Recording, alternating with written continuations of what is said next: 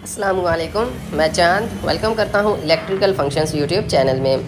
Friend, यहां पर आपके सामने मौजूद है सैमसंग का एयर कंडीशनर 1.5 टन का, जो कि रेडिएटर कंडेंसर में आता है।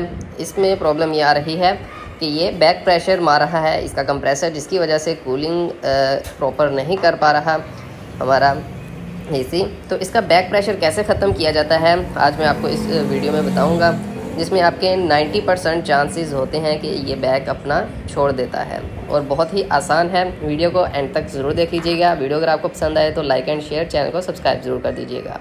उससे पहले आपको बता दूं कि अगर आप पीसीबी कोर्स हमारा परचेज़ करना चाहते हैं तो कॉन्टैक्ट नंबर व्हाट्सएप वाला आपको स्क्रीन पर दिया जा रहा है, जिस पर आप कॉन्टैक्ट करके इस पीसीबी कोर्स को मुकम्मल जो है वो बाय कर सकते हैं और इसको वॉच कर सकते हैं।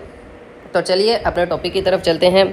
यहाँ पर फ्रेंड आपने करना क्या है, सबसे पहले आपने इस रोटरी कंप्रेसर का जो डिस्चार्ज वाला पाइप है, यानी कि जहाँ से हवा बाहर निकलती है, 2 पाइप्स हैं, एक सक्शन और एक डिस्चार्ज। ये वाला पाइप जो कंप्रेसर के बिल्कुल ऊपर लगा हुआ है, इसको बाहर निकाल लेना है। एसी ऑफ पोजीशन में हो, ऑफ पोजीशन पर ही ये सारा काम करना है। और ये जो इसका कवर है, नट जो रिमूव करके आपने कवर को भी उतार लेना है। हीट क्योंकि करेंगे तो वो मेल्ट ना हो जाए।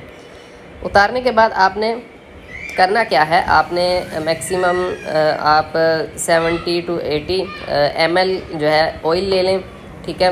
मैक्सिमम आप 70-80 ml ऑयल जो है वो इसमें डाल दें। मैं ऑलरेडी डाल चुका हूँ इसमें, और इसका बैक प्रेशर भी यकीन करें ख़त्म हो चुका है। मैंने इसको चेक कर लिया है। मैं सॉरी आपको चेक नहीं करवा सका क्योंकि ये पहले ही लड़कों ने चेक कर लिया था, तो मैंने सोचा कि आपको वीडियो ज़रूर जो है बनाकर बता देना चाहिए। ये ऑयल आपने इसमें उल्टा करके डाल देना है और एसी को आपने ऑन नहीं करना, ऑफ पोजीशन में ही डाल देना है ऑयल। डालने के कुछ टाइम बाद 15-20 मिनट बाद आप इसको वापस पाइप जो है वो वापस ऊपर कनेक्ट करें, लगाकर उसको सोल्डरिंग कर दें। सोल्डरिंग करके उसके कनेक्शन अच्छे से करके एलन की वॉल दोनों ओपन ही होने चाहिए आपके।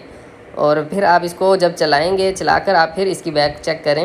अगर फिर बैक इसका प्रेशर ख़त्म हो जाए तो वेल एंड गुड, फिर आप इसको अच्छे से प्रॉपर यूज़ कर सकते हैं।